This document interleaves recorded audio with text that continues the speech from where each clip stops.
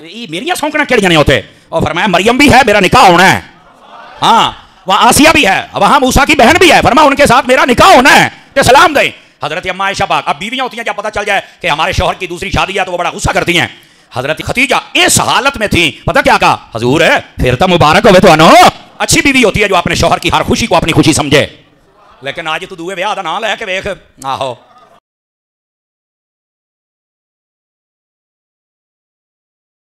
نبی پاک صلی اللہ علیہ وآلہ وسلم آپ کی احادیث میں ہے, نبی پاک علیہ السلام کے جنت میں نکاح ہوں گے, جنت میں حضور کی شادیاں ہوں گی.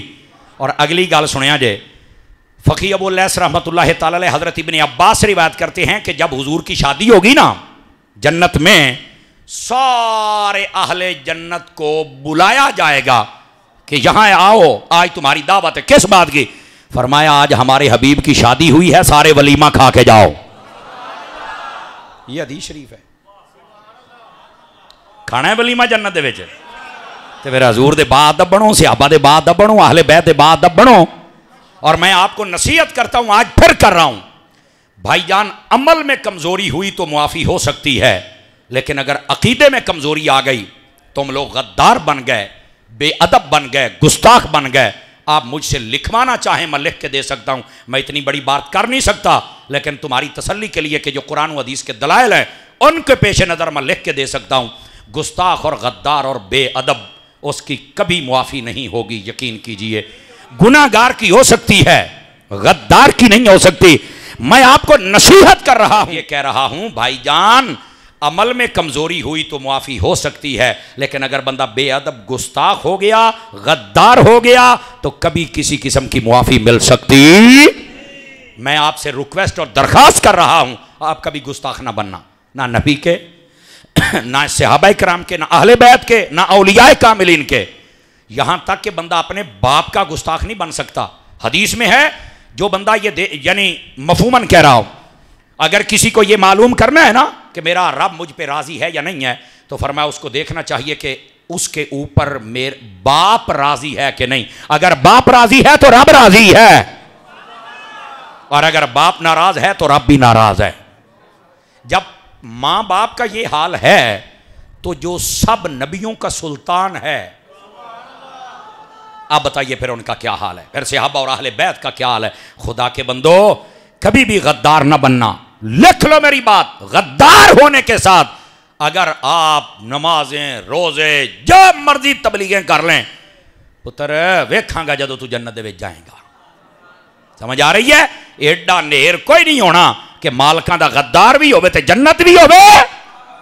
بھائی جان ہاں یہ ہو سکتا ہے کہ گناہ گار ہو لیکن مالکوں کا وفادار ہو, تو اس کے گناہوں پہ پردہ ڈال کے اس کو جنت عطا کر دی جائے. اس کا مطلب یہ نہیں کہ آپ نیکیاں نہیں کر سکتے, نیکیاں کریں, نمازیں پڑھیں, آپ تہجد پڑھیں, نوافل پڑھیں, قرآن پڑھیں, لیکن یہ تب پڑھیں جب آپ کے پاس ادب ہو. اور اگر نہیں ہے تو پھر ٹکرا مار لے پتر جنیاں مار ہوندیاں نہیں, ورزش کر لے جنی ہوندی ہے. خدا کا واسطہ ہے اپنی طبیعتوں میں سے, اور بلکہ میں آپ کو کہوں گا اپنے دوستوں میں سے ایسے دوست نکال دو جو بے ادب اور گستاخ ہیں, نکال دو اپنے دوستوں میں سے. اور یہ قرآن کا فیصلہ ہے, وَلَا تَقْعُدْ بَعْدَ ذِكْرَ مَعَ الْقَوْمِ الظَّالِمِينَ. فرمایا جو ظالم ہے, بے ادب ہے, گستاخ ہے, اس کے پاس کبھی مت بیٹھنا, ورنہ کچھ نہ کچھ گستاخی تمہارے اندر آئی. کو کان آ جانی ہے, کان, اور اسلام میں کان ہی اچھی نہیں ہے, کھرا پن. یہ پاک علیہ السلام کی شادیاں ہوں گی جنت میں, اور آپ کو پتا کس کس سے ہوں گی؟ ایک حضرت مریم سے ہوں گی جو حضرت عیسیٰ علیہ السلام کی والدہ ہیں, ان کے ساتھ نبی پاک کی شادی جنت میں ہوگی. اور دوسری عورت کون ہے؟ حضرت آسیہ جو کہ فرعون کی بیوی تھی اور اس نے بھی ایمان قبول کر لیا تھا, ان کے ساتھ بھی جنت میں میرے مصطفیٰ کی شادی ہوگی. اور تیسری حضرت موسیٰ علیہ السلام کی ایک بہن ہیں, ان کے ساتھ بھی نبی پاک کی شادی جنت میں ہوگی. بلکہ میں آپ کو ایک حدیث سناؤں, یہ بھی روح البیان میں لکھی ہوئی ہے. حضرت معاذ بن جبل اس حدیث کو روایت کرتے ہیں, نبی پاک علیہ السلام جب حضرت اماں خدیجۃ الکبریٰ بیمار تھی نا, اماں خدیجہ پاک ان کے پاس آگے بیٹھے, فرمایا اے خدیجہ تیرے اوپر یہ جو وقت ہے بڑا یہ تکلیف والا ہے, اللہ تمہیں صبر دے, آرام دہ دعائیں عطا فرمائیں، لیکن فرمایا ایک بات ہے، جانا سب نے ہے، اگر تم فوت ہو جاؤ نا تو میں محمد تمہیں گارنٹی دیتا ہوں تم جاؤ گی جنت میں، جاؤ گی جنت میں۔ اور جڑی اگلی گال کی تھی فرمایا جنت میں جب جانا نا تو وہاں تمہاری سونکنے ہیں، ان کو میرا سلام کہنا ہے۔ انہوں نے آکھیا حضور میریاں سونکنا کیڑیاں نے ہوتے؟ اور فرمایا مریم بھی ہے، میرا نکاح ہونا ہے، ہاں وہاں آسیہ بھی ہے، وہاں موسیٰ کی بہن بھی ہے، فرمایا ان کے ساتھ میرا نکاح ہونا ہے تے سلام دیں۔ حضرت اماں عائشہ پاک، اب بیویاں ہوتی ہیں جب پتہ چل جائے کہ ہمارے شوہر کی دوسری شادی ہے تو وہ بڑا غصہ کرتی ہیں۔ حضرت خدیجہ اس حالت میں تھیں، پتہ کیا کہا؟ حضور پھر تو مبارک ہوئے تو انو، اچھی بیوی ہوتی ہے جو اپنے شوہر کی ہر خوشی کو اپنی خوشی سمجھے۔ لیکن آج تو دوئے ویاہ دا نام لے کے ویکھ آہو تینوں لگ ہو جائے گی۔ اس میں کچھ ہمارے کرتوت بھی صحیح نہیں نا، اگر دوسری شادی کر لے تو پھر پہلی کو نظر انداز کر دیتے ہیں، ہمارے کرتوت بھی صحیح نہیں ہے، دوسری شادی منع نہیں ہے، لیکن پہلی کو ردی نہ بنا۔